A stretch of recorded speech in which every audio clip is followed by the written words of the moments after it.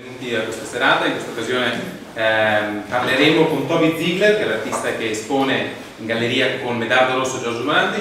Abbiamo poi Alberto Salvadori, direttore dell'ICA Milan, un'istituzione che ha aperto pochi mesi fa ma che sta già avendo un ottimo successo, e Sharon, che è una esperta di Medardo Rosso e curatrice. E la conversazione avverrà in inglese, poi ovviamente se c'è qualche problema possiamo tradurre istantaneamente. E lascio appunto la parola subito a Toby o Alberto, adesso vediamo. E grazie mille per essere venuti ancora. Grazie, faccio un piccolo preambolo in italiano e poi iniziamo la nostra conversazione. Grazie Tommaso, grazie a tutti. Questo non è un simposio, tantomeno un momento in cui i relatori faranno una relazione, è una conversazione con l'artista che in forma di dialogo, come è la mostra, nasce, è nata nei giorni precedenti e nascerà istantaneamente adesso attraverso delle curiosità, delle anche modalità di indagine del perché l'artista ha voluto confrontarsi, dialogare con due mostri sacri come Medardo Rosso e Morandi, quali sono eventuali affinità e anche modalità processuali del lavoro, e all'interno di questo sistema complesso di relazioni cercheremo di tirarci fuori delle cose che possono interessare a noi e a tutti quanti. Okay, I just finished my introduction. Sorry for my English, it's very Italian. Maybe it's better for you. And just we can start directly why you decide to have this kind of relation with the two artists that they seem not very similar, Medardo and Morandi, and for many reasons. And how this process of the abstract translation of the images in the work process for you is important, and which relation there is between you and these two different ways to arrive at the artwork, at the hand there. Sure. Sit down. Can everybody hear all the way to the back? Potete sentire o bisogna alzare la voce? You okay?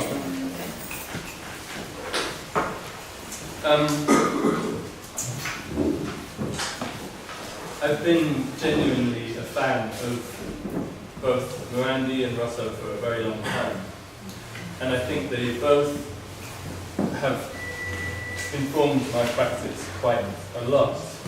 And I think there's this idea of, there's maybe a few key words. I suppose there's this sort of speed of making a form or an image, which also often translates to the speed at which you read that form or image. Then there's a kind of dichotomy to do with figuration and abstraction,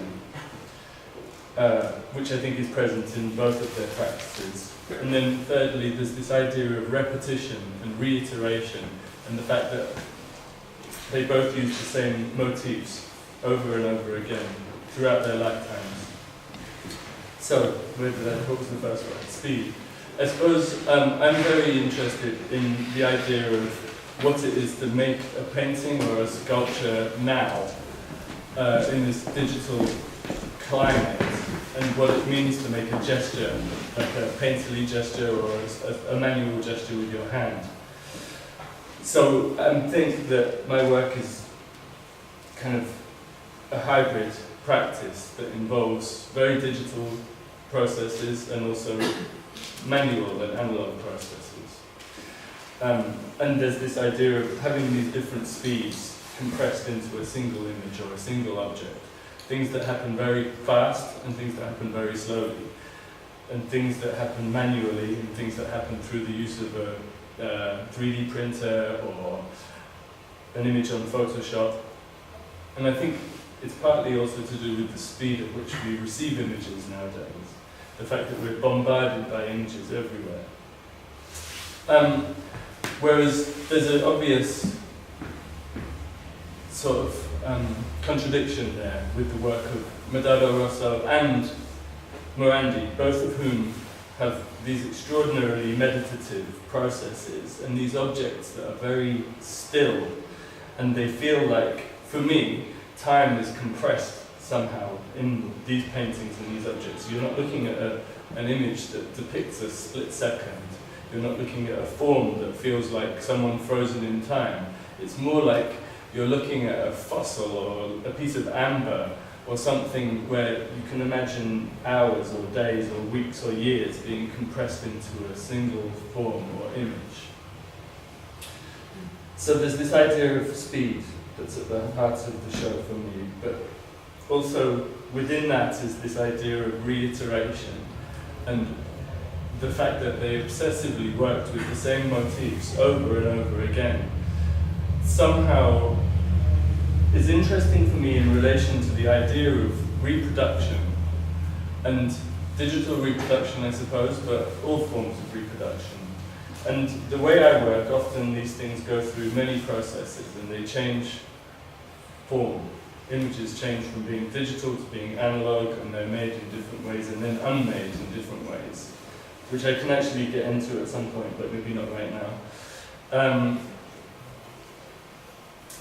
But there's this idea of making the same form or the same image over and over again, and maybe in the process it becomes less and less related to the original.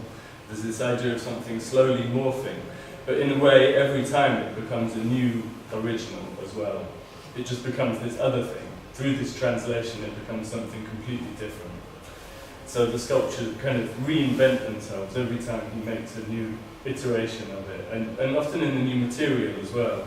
You know, the fact that he would make the same form, Rosso would make the same form in plaster or in wax or in bronze or combinations of plaster and wax. And then I suppose that also, both of those things are related to this idea, this kind of binary, or this kind of fluctuation, the way some works of art refuse to exist as something figurative or something abstract. I mean, in a way you could argue that all paintings somehow perform that conjuring trick of like being abstract and being figurative simultaneously, and it kind of it's kind of at the heart of painting, that kind of transformation that happens in the eye of the viewer, the way your brain is prepared to turn it into something illusionistic. But I feel like within that there are still some painters or some artists who really explore that kind of awkward position or kind of beautiful, magical place of something that is on the brink of becoming completely abstract while still being utterly figurative. And sometimes it is also, I don't know, well, there's something magical about the way Morandi does it with such a sort of mundane subject matter as well. But it almost feels like high modernism. You know, you are looking at these very, very rigorous abstract compositions that just happen to be draped over the armature of something figurative.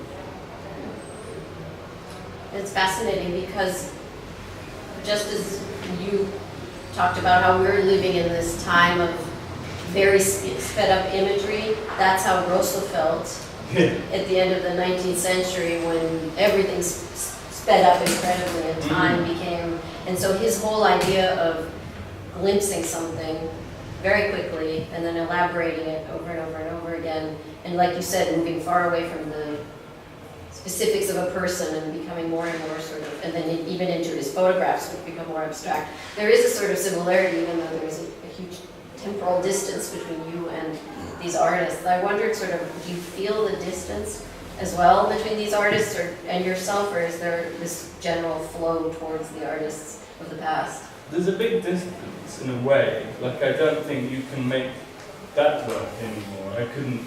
I think the practice that I'm involved in is very much specific to the time we're living in.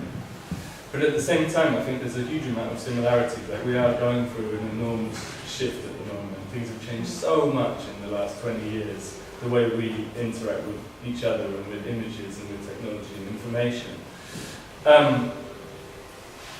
And I'm sure that there have been other times, you know, the Industrial Revolution, or the kind of real rise of cities, where humans have been through these enormous changes. Could you talk about the first room with the videos that flash? I don't know, because everybody's seen the exhibition, but that is a very powerful idea of this quickness of... Yes. Well, the video, I've been making these videos for a few years, and for me they're very much like an analogy for the whole practice, for the way the sculptures and the paintings kind of work conceptually. So the videos, they have the kind of mother image at the start, as do the paintings and the sculptures, and then they gradually morph. So the way I made the videos was using, I made the soundtrack as well, and there's a kind of very strong conceptual link between the way I made the soundtrack and the way I made the sequence of images and the sequence of text, the script that runs along the bottom. So I used two different algorithms to make the video, and a third to make the soundtrack. So, I mean, they're not hard to access, they're things that you can just find online. So I used a similar image search. It was Bing, but Google make one, or there are all sorts of different ones that have slightly different algorithms that find slightly different results. But the idea of a similar image search, in case you don't know, is that rather than dropping text into the search terms, you drop an image in, and then the algorithm breaks that image down into completely abstract data.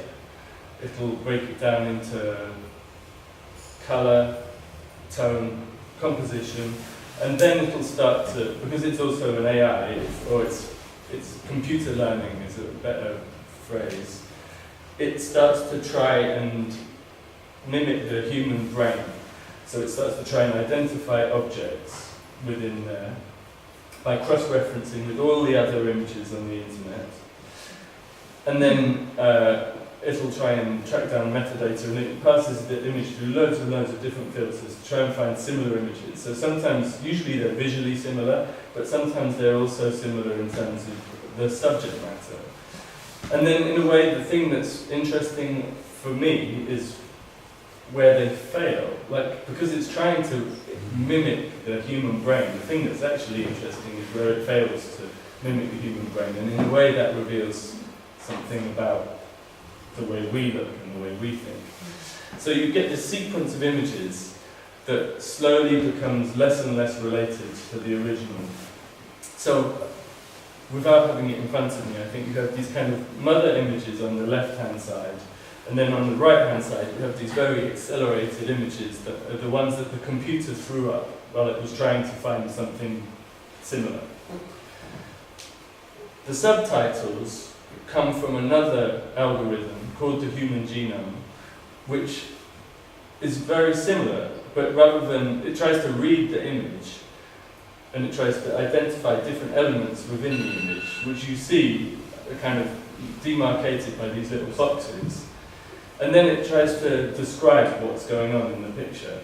And again, sometimes it's surprisingly accurate, and sometimes it comes up with these very odd statements that are quite garbled. And I suspect that it was, it's not even always programmed in the English language. So often you get these very odd statements that don't quite make sense, that actually somehow end up feeling kind of quasi-philosophical, and often very poetic.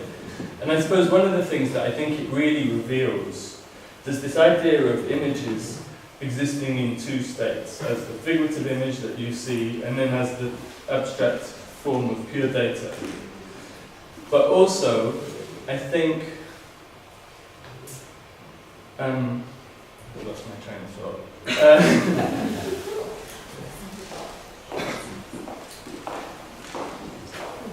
Completely lost it. Well, in any case, I can talk to you a little bit about the music as well, because the music I made using a very similar kind of approach. I was using Ableton, which is a very common piece of software used by people DJing or making engineering music, and it has this algorithm built into it. You can drop a piece of music in, and then you can ask it to identify the bass or the guitar or the piano or the drums, and to try and isolate that part of the music. And so I mean, usually people will do it with just like a bar of music or 2 bars. But what I did was drop the whole song in, which was the Velvet Underground, All Tomorrow's Parties. And then I also dropped in there this McDonald's advert from the 70s or 80s, which I had, it just came up in my head as a kind of audio echo, which is to all beat patterns. And in the advert, they have to say the same thing over and over again. So there's already this idea of like reiteration and people getting something wrong and it's slowly morphing. But when you put the 2 things in there together, obviously the algorithm can't cope. And so it starts to come up with this very kind of abstract composition where the piano goes quite atonal and arrhythmic, and you end up with this kind of audio chaos that gets less and less related to the original. So I suppose, yeah, there's this idea of repetition, there's this idea of abstraction and figuration, and then also there's this idea of the speed at which we read images. And so a lot of the images I thought, in a tangential way, related to still life. And in fact, the end sequence of the video, maybe the last sort of 40 seconds, on the left-hand screen we have every still life ever painted by Sharon, but all compressed, about 300 paintings, all compressed into a very short space of time. So there was this, it's kind of perverse, you know, the idea of somehow still life being this incredibly meditative, you know, it's a slow way of looking and it's a slow way of making an image, but I did something else with it. And in the paintings, in all the paintings in the exhibition, there is this strong relation with the past in an iconographic way. Yeah. And I would like to know how it's important for you, this relation with the art history, and in how you, as an artist, how you use these artists, because art history, no, in that sense, because there is the composition that you use come from the 17th century painting. Yes. And you have decided to use these paintings without any kind of relation with the original issue. Not completely. Not completely. Not completely. Oh, I mean, the truth is I've never seen the painting. Yeah, but symbolically there is no any kind of an iconographic. It's like if you use just the image, no? To some extent. I mean, yeah, I think on the whole, you're right. I'm treating the image as a purely abstract form. By the time I've sort of worked with it for a little while, it does become just something to respond to. You know? In my mind, the San Girolamo is like the bottle for Morandi. Yeah, I sort of agree. It's like it's this structure that you can hang something over. And in a way, it's not content.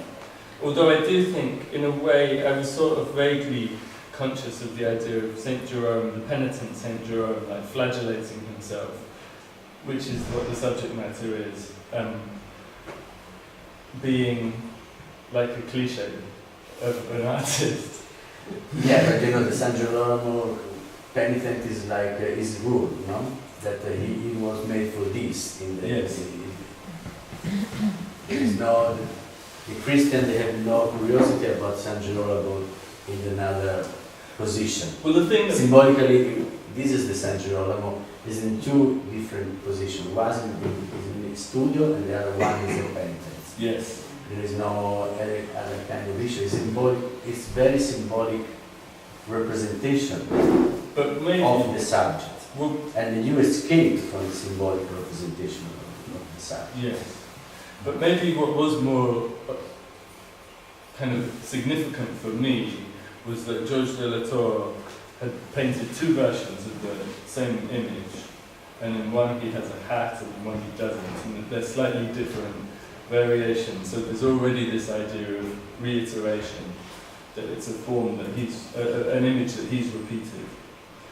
And the idea that it could be repeated infinitely. And the spot on the paintings, the color spot on the paintings that you put up on the surface, yes, it's for you what? I would like to know how you want cover, why you want cover the San Girolamo. with these spot paintings on it? Well, it's a grid, I suppose. Really, I think of it as a kind of. It's partly a reference to the kind of modernist grid, to this idea of something that is completely abstract, that is just composition. But then I suppose maybe it also contains a reference to the grid of the pixelation. So the original image I worked from was just a JPEG that I found online. And the idea of breaking something down into these very rudimentary blocks. But then, I mean, I suppose also there's this idea of these different speeds of making an image and these different ways of working. So the way I made these paintings and the way I've been working for quite a few years is that I paint on aluminium. And I make a painting that is entirely figurative to start off with. And it covers the entire panel. And it takes quite a while. It's a slow process. And I kind of have to make it reach a point where I'm actually satisfied that it works as a painting. And then I start to take the paint off again using an electric sander. So you And that's- flay the painting, Yeah. like Saint Jerome. Like So Saint Jerome, that's exactly. nice. And it's very quick. That, like, you can take off a whole month's work in about Destroy 10 your minutes. own. And so it's kind of I mean, I suppose partly the first painting, the initial painting is quite mechanical. And the sanding is the closest I allow myself to get to a painterly gesture, maybe, or at that point. Because I think there was this kind of, for me, a crisis, really, on leaving art school. I felt that there was this weight of art history that was crippling, and that it felt very hard to find a way to justify making this kind of painterly gesture. And so it was a kind of gesture of negation. It was like a way of removing paint, and that was the closest at that point that I could get to making this gesture. But also there's this idea of, again, these different speeds. So there's this very, very fast act. And it reveals the aluminium beneath the figurative painting. And then I think I wanted there to be this kind of sandwich, really, with this more schematic kind of grid on top. But also then that has also changed, and I've gradually, in the past I think I've made that an entirely mechanical process where I was really trying to stamp out the idiosyncrasy of the hand. Yeah. But actually now I'm allowing myself to make this a more intuitive process as well.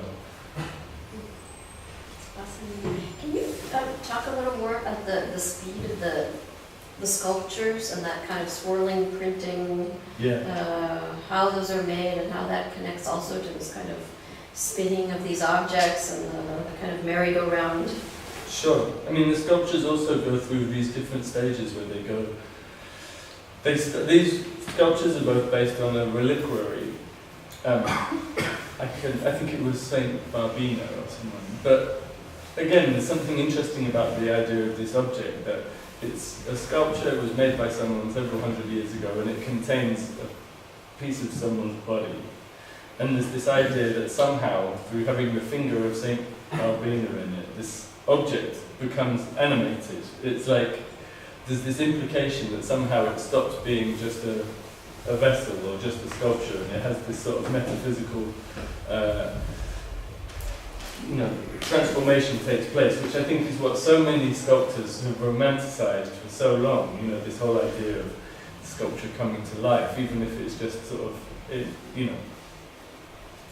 formally or mythologically, but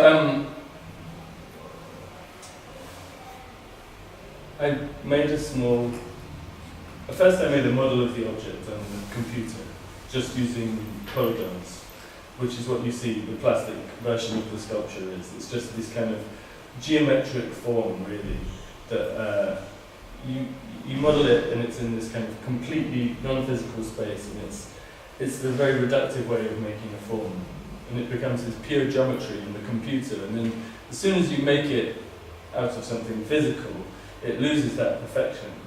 It becomes this sort of flawed human thing, that the lines aren't straight, but it's still, the Perspex version still has this very sort of schematic logic to how it's formed. Then the other sculpture it's the same form, but I took it through a bunch more processes. So I then took that 3D model and I made templates and made a small version of it out of coils of clay. So the idea of making it that way was that it's very, very old technology. It's like making a coil pot, which is, you know, the oldest way to sort of make the very primary way of making a form. But then it's also the logic of a 3D printer, which is this sort of, on the whole, 3D printers just lay down coils of material, whether it's resin or flesh or cake or metal. You know, there are different ways that they work, but the majority of 3D printers, they just still extrude like a material that's liquid that then goes hard. So it's very much like making a coil pot. So I then took a scan of this small clay sculpture that I'd made and then printed it out on a much larger scale. But I suppose even then, the thing that I'm kind of interested in is where the 3D printer fails. So I use a printer with a very big nozzle and I kind of ask it to do things that are slightly beyond what's possible because gravity takes its toll. And I think that's one of the things I've always loved about working on 3D modeling software, is that you can make all of these things in this virtual space, and then as soon as you try and make them in the real world with gravity, they collapse or they behave differently. Different things happen, they fall over. So again, there's this idea of this gulf between the sort of digital or the virtual and the physical. And you said that at some point also you put into the obstacles to interrupt the process sometimes? Yeah. So. Well, and sometimes like even in this one it's made out of concrete, pieces of concrete, and then the print. And the print you can see sort of drapes itself around the concrete. Yeah, I was telling Toby that maybe we can show the image, that the first thing that came to my mind when he describes this strange process of his of putting an obstacle into the printer as it's printing was Leonardo da Vinci, when he was putting those obstacles to see how water flows, when water is interrupted and then the flow changes. And I thought that was very interesting because it's again this idea of sort of the speed of water rushing and then something shifts that way of the water moving in order to create something new. And in fact, he speaks a lot about how this then becomes like women's hair and braids, and it becomes something else, and sort of the ruining of the natural flow in order to, or disrupt or interrupt. I don't know which is the word that you most prefer, but it's a very similar mindset. Yeah, I mean, disrupting is definitely a word that I've used throughout as long as I've been making art. The idea of having a system, making something schematic and then disrupting it. And I think it probably does date back to this idea of not being able to find a way to make a gesture. So instead, having to almost turn yourself into a machine, do something very mechanical in order to then find the sort of impulse to disrupt it. Is there some similarities with Morandi in that? Not. Or differences maybe? Yeah, it's different because in Morandi, everything was very conceptual in a sense, no? And probably the process that you have used in your painting, it's close to the idea that Morandi, from really the beginning, in the sense from the 30s, when he decided to stop with the valori plastici or the surrealismo and the metaphysic period and the valori plastici. From that period, he said a very important sentence for his career, that he said that my paintings it's not important where you are, it's not important what you paint, it's important what you see and what you think about the painting.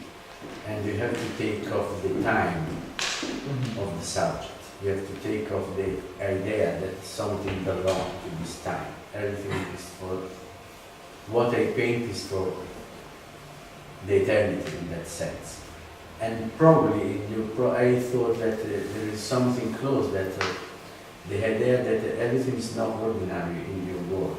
You really like to put inside some mistake just to do something different, And in that way, you broken the idea to something belong exactly in that time. Yeah. I mean, I And, think and maybe this is the connection that I saw. And also there is another, but this happened in many artists, and during the process, and especially at the end of the career, and you see also in Hans Josephson's work and many artists, time is passing and the artwork it's more and more abstract. It's no more important the idea of the figure, it's not more important the idea of the reality. It's really more important the idea of your mind process the image. It is very different, no? But I think it's funny, like earlier I was saying that maybe this work couldn't have been made before now, and maybe Morandi's work couldn't have been made before then, in a way. Like, I do think he's a different painter to Sharon, you know. They maybe have some... Morandi, you know that he was in love with Chardin. Well, I can believe it. Of course. I mean, they've got Chardin so much... was one of the reference artists for that. It makes sense, I think. Well, they feel like they're involved in the same endeavour, but they're also coming at it from a different angle. But I've always thought that, there are certain artists that for some reason you feel like there are lineages. And for me, like, a lot of pre-Renaissance or very early Renaissance painters have clearly also had an influence on Morandi. And then someone like Philip Gaston also feels to me like he is in that same lineage. There's this relationship with the mundane and the figurative and abstract, and this idea that I think they do, like you say, you want to make something, he wanted to make work that was timeless, or that would not be. Exactly, timeless. And I think you can make something that's completely contemporary, but hopefully is still useful in the future. It's not just relevant to that one time. It may be a mirror to that time that you're living in, because you can't help but reflect the times that you're living in, or even the techniques or the technology, you know, or the philosophy. But at the same time, you can feel, I don't know what the right adjective is, you know, clever, lucky, make something that that transcends that a little bit. It's hopefully useful in the future as well. One question I had about the Morandi that you and I were talking about the first time I saw your work is the layering. That is, seeing that there was a similarity because it felt like if you had the right light on the Morandis, there was some kind of gold glimmer, and we didn't understand that there was some kind of layering of the paintings that was creating that effect. That is very similar to Toby's, where you are looking deep into the work. Yeah, this is another aspect that is close to the process, I think. And also the use of the palette. Another artist that Morandi really loved, that is another artist with the time, completely without time, is Piero di Francesco. And these reference artists, they give a lot to the Morandi's paintings, and it means that when you see this kind of paintings, you have no reference in time, you have reference in conceptual rapport that you have with the image. It's no more important that it belongs to the 40, 50, 60, there is no more, it's not really interesting at all in Morandi. It's just interesting for the people that recognize that in the 40s some kind of style is more, the images in the 50, and especially in the 52, 50, until the 57, when we won the prize in São Paulo, that everything, all the image is very defined, is very clear, and the subject of this composition is in front of us. And in the 60s, ballet started to be more fluid and more the transparency of the paintings and the layers, soft and soft and soft. And the process of the images, and I think this is very close to your idea of the process of the images. I think so, and I think even the idea that actually you can take in the background of a Piero della Francesca, you might have a landscape that's like Arezzo or something, and you have these kind of cuboid forms painted in these pastel colours that are all one in front of the other.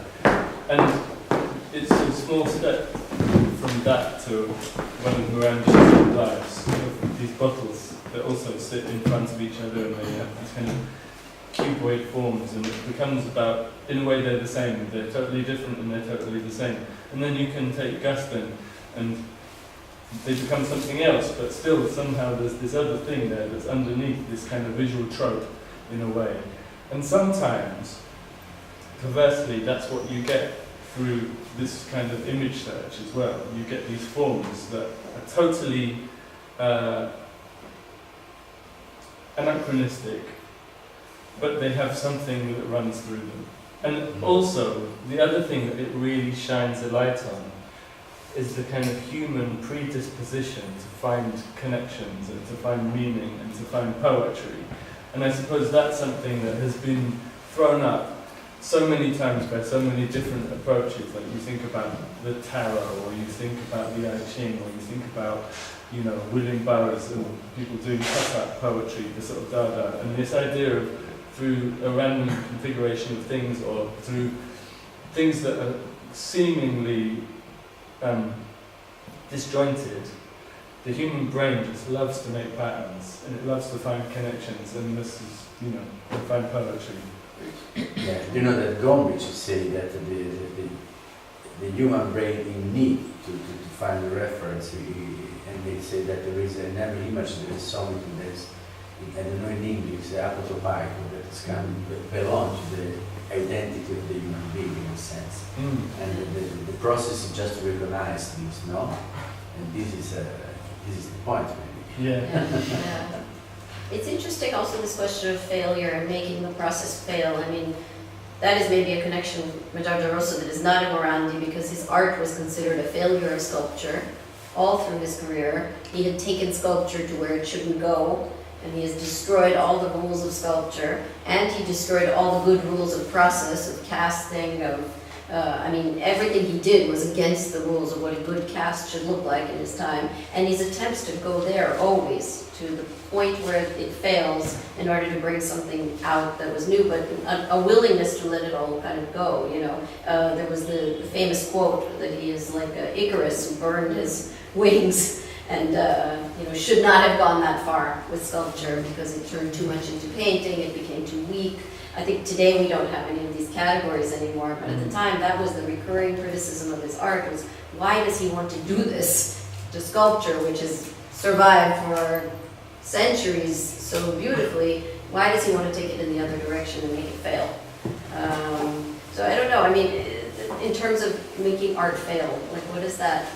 That's a part of your whole, from the start. Definitely. I suppose it is something that I'm conscious of in my own practice.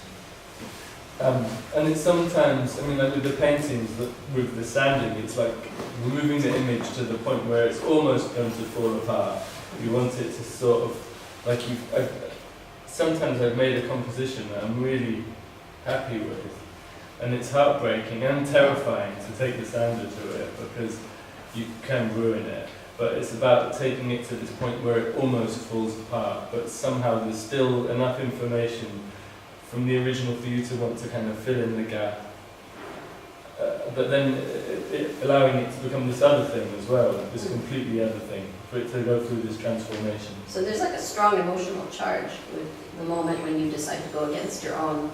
Yeah, it's really scary. I can imagine. And sometimes you fuck it up, and then it's too far. Then you've lost, Wow.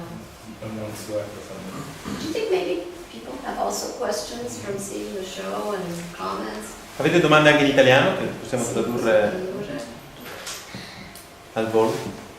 These are very fascinating works, and they're very multifaceted, and it takes a little while to get into the mindset. That's why it's such an opportunity to actually have the artist here to tell us what he was thinking. I have more questions, but I thought maybe I have a question about what you said about order, because you talked about order quite a bit, and it seems that in a way you're obsessed with order and organizing the surface of your work.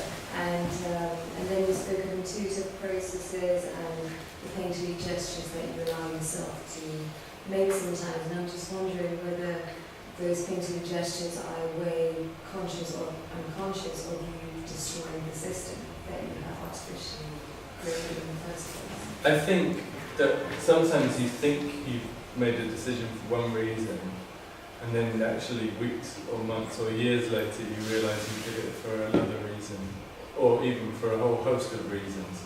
So sometimes I think I'm doing something very deliberate and very conceptual, and then I actually look back at it and realise that it was informed by so many other things. So I think there's sort of no simple answer to that question in a way. Like, there's this impulse to create something very schematic and then to allow something more random or more intuitive to happen to it. But, you know, there's so many different ways of answering that question. Like, maybe my mum was very sort of emotional and spontaneous, and my dad is a very schematic person. So that's one way of thinking about it. Or sometimes I'm making a painting and I think that I'm sort of referring to one painting, you know, I think I'm referring only to Giorgio, and then suddenly I realise that the whole composition is based on a Francis Bacon painting that I've loved forever, or I had a postcard of on my bedroom wall when I was a kid. So I sort of feel like there's a lot of room for things to sneak in there without you knowing. So however much I try and, I mean, the truth is my work's become a lot more intuitive. There was a time where I really tried to almost be completely mechanical with it. I was sort of using the computer and I was almost slavishly trying to reproduce things from the computer. And then slowly it's evolved, and I think I've allowed it to become much more painterly again and much more intuitive. But it's funny how even when I'm trying to do something very mechanical, you actually realise there's all these other things, you know, things from your past or whatever, images you've seen, things that have been on my mum's kitchen cupboard, or, you know, just stuff that sneaks in there. Any others?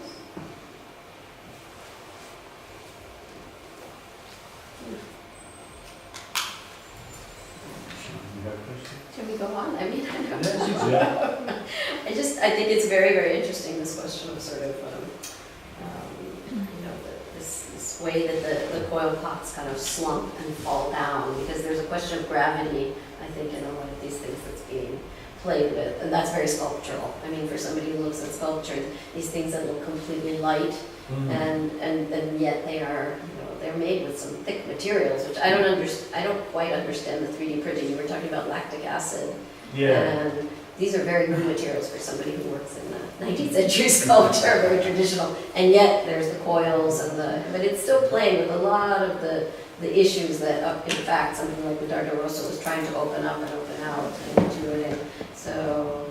Well, the thing I've just started doing in the studio since, like, because this sculpture was finished about a week before the show opened here, and the thing I'm now exploring that sort of takes that and maybe just twists it a little further is that the concrete element of that was based on this original clay, but I've now actually taken that form and printed the mould for the concrete piece as well. So the new sculptures that I'm making, they still have this plastic, the printed plastic, and then they have the concrete element, but even the concrete element has these sort of striations on the surface, because it's the concrete is just taken from a printed mould, so you have a sort of negative and a positive. There's this other kind of mirroring going on.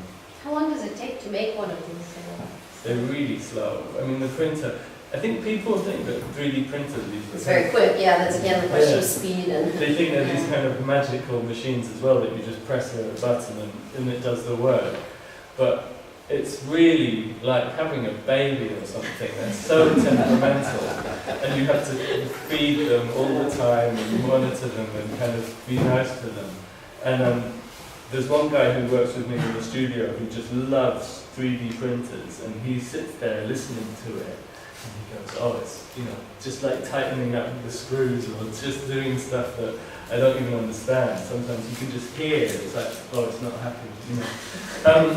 But, so some of the sculptures, like I've made some very large printed sculptures, and the machine was really on for 6 weeks, 24 hours a day to make this very, very big sculpture. And there's something kind of, again, to do with speed, that there's something geological, I think, about the way they make these layered forms. And I guess in a way that's another way of compressing these different speeds of making into a single object. So some of them are printed like this, or some of them are printed like this, and then I've taken a mold from the print and I've cast it. So again, it sort of goes through this other transformation, this other, it goes back to being a liquid again, and then it comes back to being a solid. So there are these things, you know, they've been clay, they've been digital, they've been printed, and then finally they've been cast.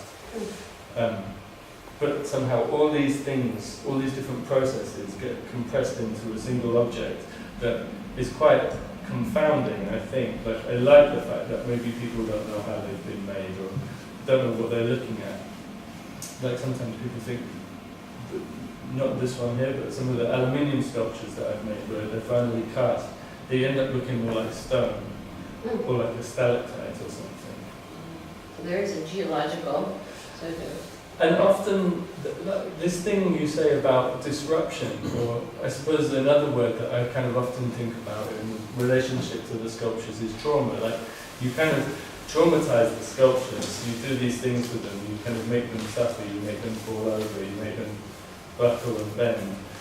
And often the subject matter, the kind of original motif, is also something that has this kind of built in. So even the idea of a reliquary is usually a bust of a martyr, and usually it's got some part of their body that's been chopped up and put in there. Or another sculpture I made recently was this very big sculpture that was, in the end, it was cast in aluminium, but it wasn't this kind of shiny aluminium, it looked like stone, because it was just untreated, this sort of matte grey, whitey kind of grey. But that was based on a little sculpture that I saw, a little Phoenician bronze that I saw in a museum in Beirut. And it was a, 8,000-year-old sculpture, a bronze that during the war in Lebanon, during the 80s or 90s, I think, there'd been a big fire in the museum. That it was right on the green line, they called it, kind of front line of the fighting.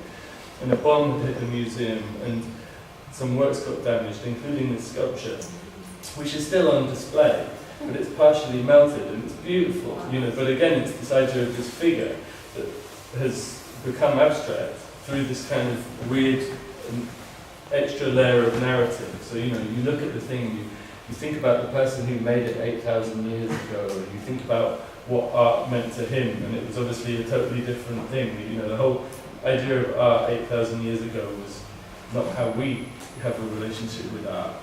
And then you think about some archaeologist digging it up and projecting all of his narratives onto this object and putting it in a museum, and then you think about it being through this other layer of narrative where it gets bombed and melted, and then finally you encounter it. And I suppose I'm always interested in those kind of different layers and mutations and misreadings, and so I just add a few more. Va bene. Dunque, se avete qualche domanda, altrimenti possiamo spostarci di là a bere una cosa, e grazie mille a Sharon, Toby e Alberto per aver spiegato, per aver spiegato tutto quello che Toby ha fatto e realizzato per questa mostra. Di qua, prego.